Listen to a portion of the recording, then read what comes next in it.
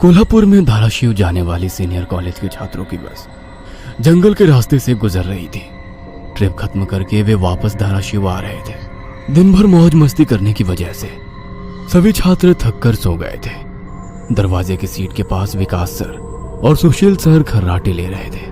Bus driver विजय मामा भी नींद में बस चला रहे थे। उनके बगल वाली सीट पर प्यून पांडु मामा बैठे हुए थे कि तभी बस के सामने जंगली सुअरों का झुंड आया।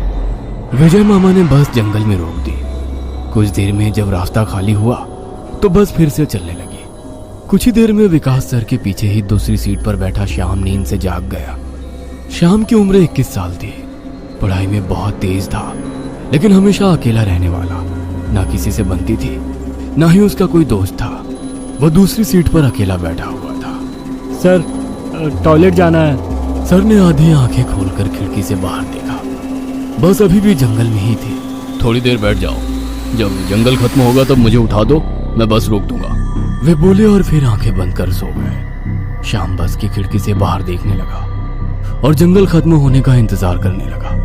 कुछ ही देर में जंगल खत्म हुआ और बस वीरान जगह पर आ गई। उसने विकास सर को जगा दिया और उन्होंने ड्राइवर से बस को रोकने के लिए कहा। जैसे ही बस रुकी, विकास सर बोले, किसी को टॉयलेट होना है तो अभी उतर जाओ, वरना बस सीधे धाराशिव जाकर ही रुकेगी। आवाज सुनकर पिछली सीट पर बैठा श्रीकांत नींद से जाग गया। विकास सर टॉर्च लेकर पहले बस से बाहर उतर गए। उनके पीछे पीछे श्याम और श्रीकांत भी उतरे और वो दोनों अलग अलग झाड़ी के पीछे टॉयलेट करने गए। श्याम टॉयलेट करके वापस आया, लेकिन श्रीकांत अभी भी नहीं आया था कि तभी श्रीकांत जोर से चिल्लाया। उसकी आवाज सुनकर विकास सर और श्याम उसकी ओर भागे, लेकिन तभी श्रीकांत झाड़ी से बाहर आया। क्या हुआ, क्यों चिल्लाए थे? कुछ नहीं सर, चप्पल से होकर कांटा पैर में चुभा। उसकी आवाज सुनकर ड्राइवर और प्यून भी नीचे उतरे थे।